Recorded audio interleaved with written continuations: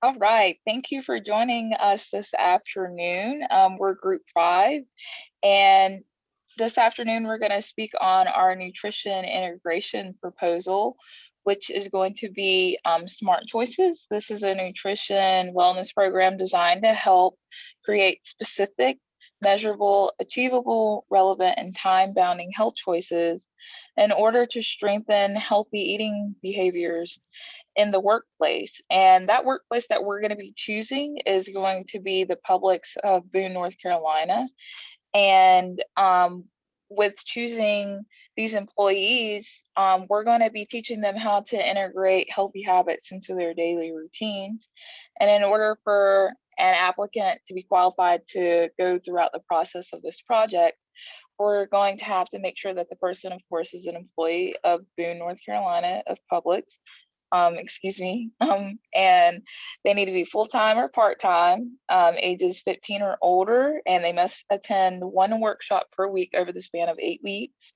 And they also we want them to want to improve their nutritional health status. And if there are any current or previous medical issues that pertain to the employee, they must consult their physician before attending the program. And once the program has been concluded over the span of the 8 weeks, we're going to choose one winner who will be given a $250 credit to their FlexPay account, while others are going to receive a $50 credit. And now I'm going to hand it over to Ashley to speak on the goals about our project. Thank you, Mecca. So the goal for our proposal or our program is to improve healthy eating patterns. And the reason for this is by doing so, our program encourages and is designed to provide employees with incentives, tools, social support. They'll give them privacy and strategies to adopt and maintain healthy behaviors. Additionally, individuals who establish healthy eating patterns and behaviors have a better health outcome, meaning it lowers healthcare risk that could lead to chronic diseases. And by minimizing those chronic diseases, it will lower healthcare costs. So studies show that individuals who have poor lifestyle habits are likely to be less productive than those who live a more active and healthier lifestyle. And by improving employee nutrition in the workplace, it will lead to an increase in productivity, decreased absenteeism. It will reduce sick time, which are factors that all guarantee positive return. Additionally, implementing nutrition additionally, implementing a nutrition wellness program can promote employee engagement, which allows them to feel valued and appreciated. And by increasing the ability to change the worksite culture, it also helps employees be healthier and happier as well.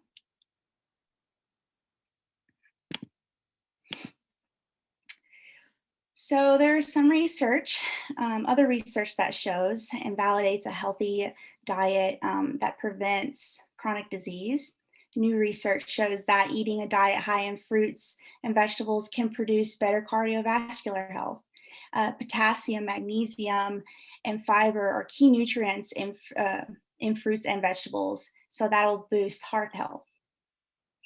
Whole foods rather than processed health products are generally the best form of delivery for high quality nutrients. So experts recommend that making incremental changes to your lifestyle to have a more effective diet. And now I'm going to pass this along to Mary Mack, who will be going into our objectives. Thanks, Ashley.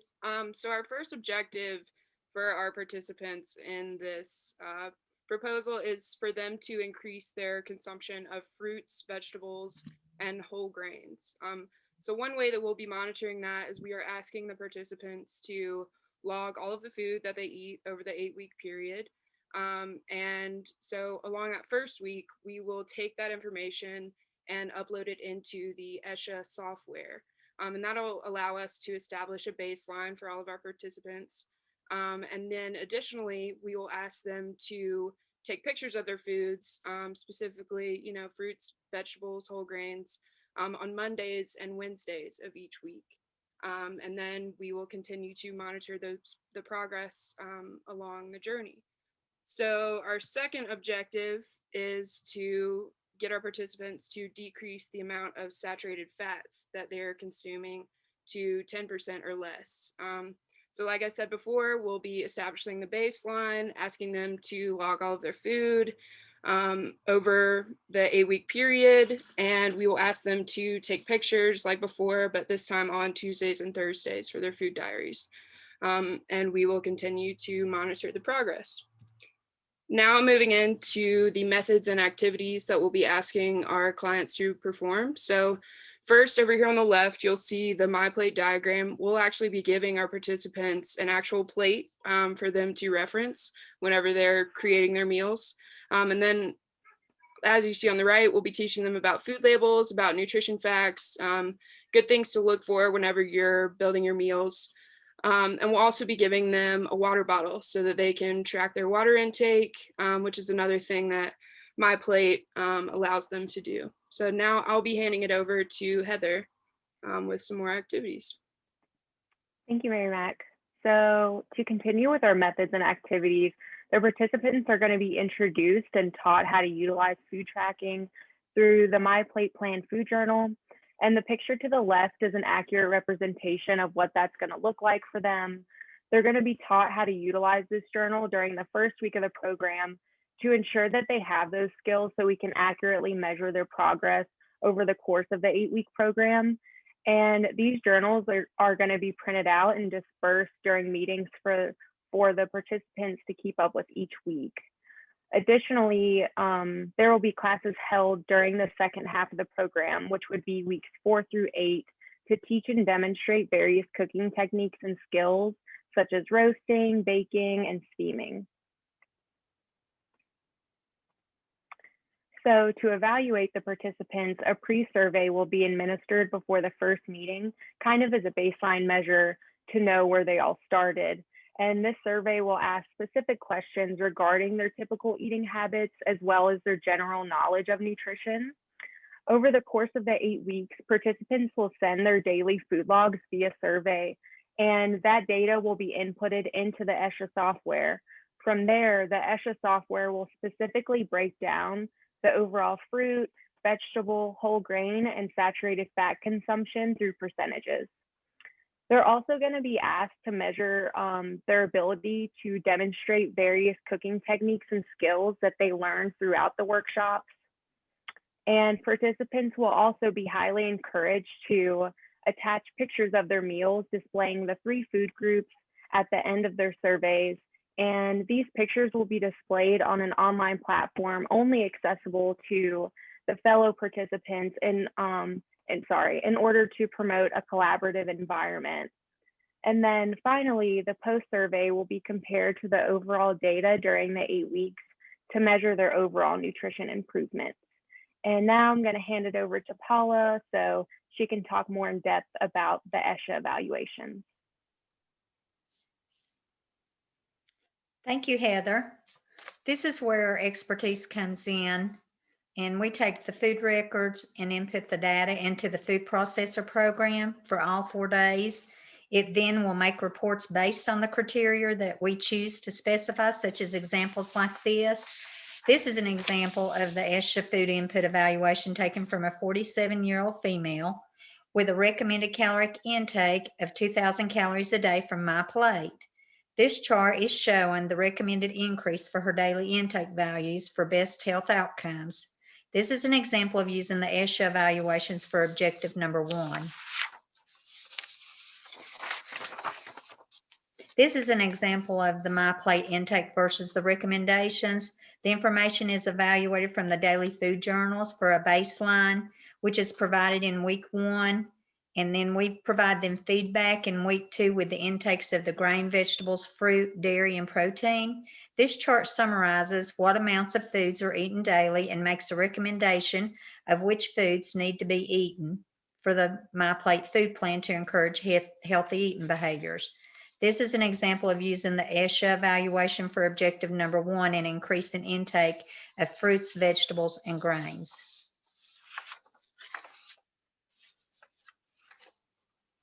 This is an example of the ESHA evaluation from the same individual, and this is a 3-day input, and it was averaged, and the source of total calories was broken down into percentages on the left side of the screen, showing the proteins, percentage of protein, carbohydrates, fat, and alcohol percentage rates.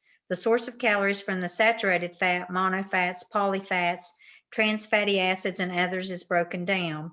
The saturated fat indicated in this example is 12.7%, so the individual would be focusing on reducing the intake to below 10% for objective number 2. This is an example of reducing saturated fats through a healthier diet, reducing the animal proteins such as red meat and chicken, and in exchange eating fish such as salmon and trout for the polyunsaturated fat intake, and also incorporating foods like nuts like walnuts and sunflower seeds.